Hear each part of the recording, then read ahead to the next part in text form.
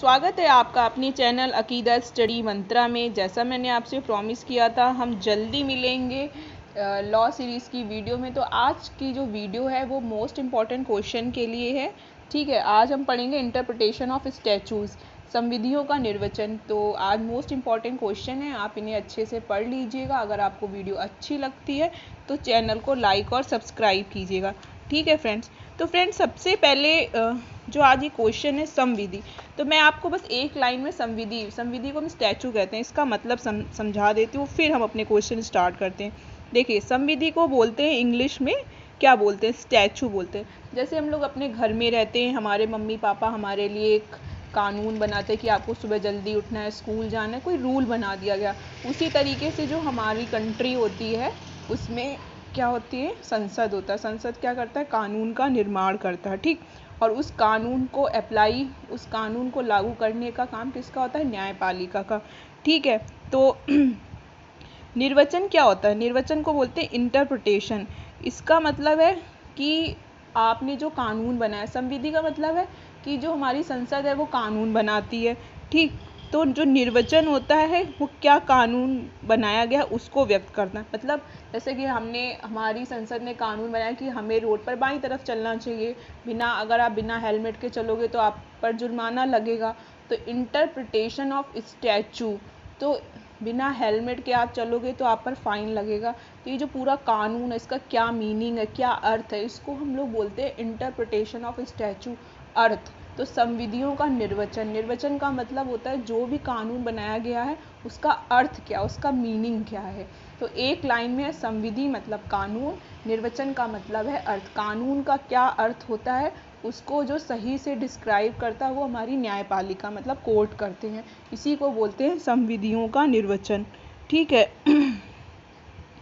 चलिए, तो आज का पहला क्वेश्चन है संविधि, जिसको स्टैचू बोलते हैं, सुव्यवस्थित समाज में किसकी अभिव्यक्ति का लक्षण है। तो पहले का आंसर है विधि, जहाँ विधि हो वहीं पे टिक मार दो। Okay friends. दूसरा क्वेश्चन है संविधि निम्नलिखित में से किसका अंग है। सामाजिक व्यवस्था, व्यक्तिगत कार्यों का निर्वचन, विधि शास्त्र का। तो विधि शास्त्र नजर आए, सीधा उस पर टिक मारो। ओके। थर्ड क्वेश्चन है विधान विधि निम्नलिखित में से किसका महत्वपूर्ण स्रोत है। अब देखिए, ऑप्शन आपका है प्राधिकारिक मतलब अथॉरिटी, इंडिविजुअल, सोशल, इनमें से कोई नहीं। तो थर्ड क्वेश्चन का ऑप्शन है प्राधिकारिक। ठीक है। फोर्थ क्वेश्चन है संविधि विधि की सर्वोत्तम संवैधानिक रचना है, ये किसने कहा था। यह कहा था C.K. एलन, मतलब जो हमारे एक फिलोसफर हैं C.K. एलन, उन्होंने कहा था। ठीक, अब जो हमारी सरकार कानून बनाती है उसमें कुछ इम्पॉर्टेंट फीचर्स होते हैं। तो वो क्या होते हैं, पहला होता है कि जो भी कानून बनाया जाता है वो कैसा होता है, वो रिटन होता है, मतलब लिखित होता है। Okay, 1 minute friends. ठीक है, और नेक्स्ट है कि यह राज्य के विधायिका अंग होता है और इसमें आज्ञापक प्रावधान होता है। ओके, नेक्स्ट क्वेश्चन है विधायिका संविधि के माध्यम से किसकी इच्छा को व्यक्त करती है। तो इसका ऑप्शन है किसकी इच्छा होगी, व्यक्ति की, राष्ट्र की या अंतर्राष्ट्रीय की। तो राष्ट्र की होगी। ठीक है। निम्नलिखित किस मामले में न्यायाधीश धर्माधिकारी ने कहा था कि अर्थ स्थिर नहीं होते हैं, लोगों के अनुभव के अनुसार निर्वचन होता है। यह था अरोड़ा रॉय बनाम भारत संघ। इस केस में ये बताया गया था, कभी कभी हम लोग कानून बनाते हैं, ठीक है, तो उस कानून की जो लैंग्वेज होती है वो प्रॉपर नहीं होती है, उसमें कभी कभी जो न्यायाधीश होते हैं उनको पढ़ते समय क्या होता है, कन्फ्यूज़न प्रोड्यूस होती है। तो उस टाइम हम लोग क्या करते हैं, जो अनुभव होते, जो पहले से हमने डिसीजन लिया उसके अनुसार निर्णय लिए जाते हैं।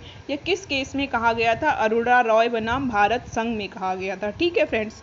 ओके, अब नेक्स्ट जो स्लाइड है इसमें है सामान्य रूप से निर्वचन खंड में कितने प्रकार की परिभाषाएं दी गई। मतलब जो संविधियों का निर्वचन है, आपका सिलेबस है, इसमें बहुत सारी चीज़ें हैं कि निर्वचन क्या होता है, इसका क्या अर्थ होता है, बहुत सारी चीज़ें। ठीक, तो इसमें जो खंड हैं उसमें 4 प्रकार की परिभाषाएं दी गई हैं, ये मैं आपको नेक्स्ट वीडियो में बताऊंगी। तब तक के लिए आप देख लीजिएगा ये। तो फिर इसका स्पष्टीकरण का उद्देश्य क्या होता है। स्पष्टीकरण मतलब आप किसी चीज़ को बता रहे हो, किसी चीज़ को स्पेसिफाई करो। इसका है कि जो भी मतलब जो भी आपने रूल्स लिखे हैं उनको सही तरीके से डिस्क्राइब करो और उसमें जो भी आपको कन्फ्यूज़न है उसको दूर करना। ए और बी दोनों ऑप्शन सही होंगे इसके, ठीक है। अर्धविराम के लिए किस चिन्ह का यूज़ किया जाता है? वेरी सिंपल, ये वाला बी ऑप्शन सही है। साधारण खंड अधिनियम 1887 की किस धारा के अंतर्गत राज्य के अंतर्गत केंद्र शासित प्रदेश हैं? तो जो साधारण खंड अधिनियम है इसमें केंद्र शासित प्रदेश है धारा 358 के अंतर्गत। स्ट्रेचरी इंटरप्रिटेशन निम्नलिखित में से किसकी कृति है? यह कृति है रूपर्ट क्रॉस की। किसकी है? Rupert cross. यह एक तरीके के साइंटिस्ट थे, ठीक। गोलकनाथ बना पंजाब राज्य वाद्य में मुख्य न्यायाधीश सुब्बा राव ने किस अनुच्छेद को पास टिप्पणी को अपने निर्णय का आधार बनाया था?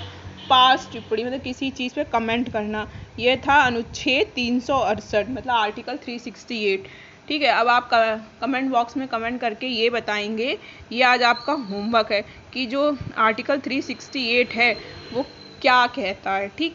अब नेक्स्ट क्वेश्चन है घोषणात्मक संविधा कितने प्रकार की होती है?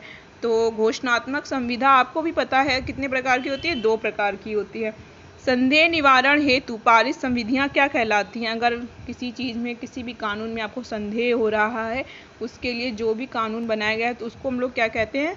घोषणात्मक संविधियां। क्या कहते हैं? घोषणात्मक। मैग्ना कार्टा का अधिकांश भाग कैसा है? घोषणात्मक है, ठीक। जहाँ भी मैग्ना कार्टा है वहाँ घोषणात्मक लगाइए। निम्नलिखित में से क्या सत्य है? साझेदारी अधिनियम पार्टनरशिप एक्ट कब आया था? यह आया था 1930 में। ओके फ्रेंड्स, तो फ्रेंड्स आज की जो वीडियो थी उसमें मैंने एज अ सैम्पल आपको मोस्ट इम्पॉर्टेंट MCQ दिए हैं। अगर आपको वीडियो अच्छी लगती है तो चैनल को प्लीज़ लाइक और सब्सक्राइब कीजिएगा। इसी सीरीज़ का दूसरा पार्ट मैं बहुत जल्दी लेकर आऊँगी। तब तक के लिए अपनी पढ़ाई को जारी रखिए। जय हिंद, जय भारत।